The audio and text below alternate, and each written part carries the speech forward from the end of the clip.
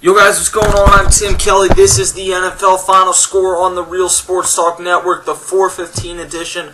Go check out the 1 o'clock edition at youtube.com/Mr. Kelstar. We're going to get straight into it though, beginning with Manning Bowl 3, and Peyton Manning is now 3-0 against Eli Manning and the New York Giants in these Manning Bowls as the Broncos improved to 2-0 with a 41-23 win that drops the Giants to 0-2. They get their first home loss of the season, and the NFC East with this loss went 0-4 today, with the Eagles losing to the Chargers, Cowboys losing to the Chiefs, and then the Redskins losing to the Packers. Not a good day for the NFC East. We saw Eli Manning throw for 362 yards, but just like last week, we saw a ton of interceptions from Eli Manning, who, if I'm correct, now has 7 interceptions after 2 games this season. That is not the start that they wanted, and it seems to be like he's reverted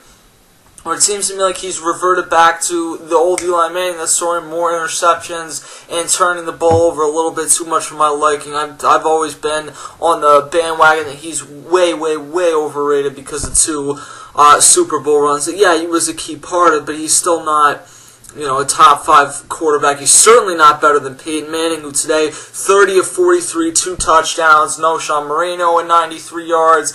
I mean, overall, this Broncos team looks really good after 2 games. They put up some scary numbers in both games, going over 40 points. So the Denver Broncos get that win. They improve to 2-0. The Raiders go to 1-1. Terrell Pryor gets the first win of his career as a starting quarterback. Rushes for 50 yards today. Throws for another 126 yards, no touchdowns, but it's enough to get the job done with the help of Darren McFadden, who rushes for 129 yards. Now, the thing I would say is that the Raiders are not going to be as competitive as they've been the first 2 weeks. You see them face a Jaguars team this week that is just not a good football team.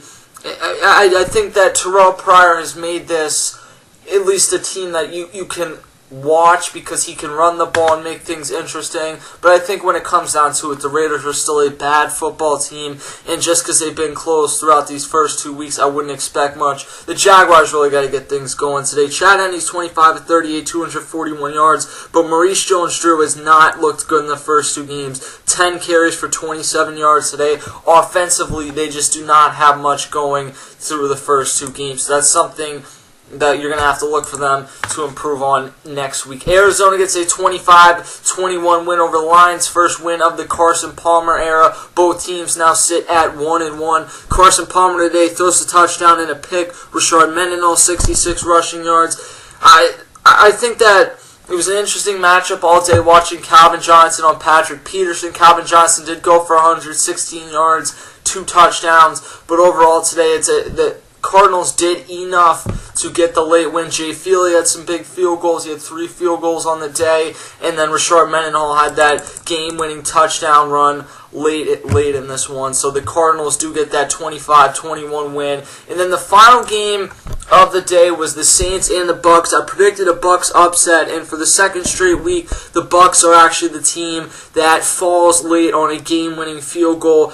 Defensively, they were incredible today. They did get help offensively from Doug Martin, who had 29 carries for 144 yards, but with the exception of the fact that they allowed Jimmy Graham to have 179 receiving yards. I mean, I know that sounds bad, but defensively, Mark Barron has an incredible game today. 13 total tackles, 10 solos, half a sack. Deshaun Goldson and Darrelle Revis really, with the emergence of Barron, appear to have solidified the secondary. Levante David appears like a breakout star this year. So defensively, this team looks good. Running-wise, they look good. Passing-wise, Josh Freeman, I think Josh Freeman is the type of guy that if he's in the right situation, he can be a franchise quarterback. I've always thought that he's shown signs of it. But 9 of 22 today, 125 yards, a touchdown and a pick. This coming after reports pregame that he's going to ask for a trade, which obviously isn't going to happen prior to the Week 6 NFL trade deadline, because that's not how things work in the NFL.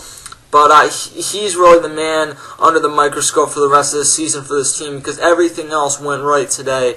Until late when the Saints were able to lead with a minute to get to lead a drive led by Drew Brees, and then a huge pass from Marquise Colson to the point where they're able to get it to where Garrett Hartley just has to hit a chip shot, 27-yard field goal to win the game. So that's the 4:15 games. San Francisco and Seattle underway already because we had the lightning delay from Saints and Bucs, so that's what allowed this game to go late. But another incredible NFL week. The Manning Bowl actually didn't end up being that great of a game, but we saw Chargers and Eagles was a good game, Bears and Vikings, Cowboys and Chiefs. So another very, very interesting week 2 in the NFL. For now, I'm Tim Kelly. This is the NFL Final Score on the Real Sports Talk Network. I will catch you guys next time.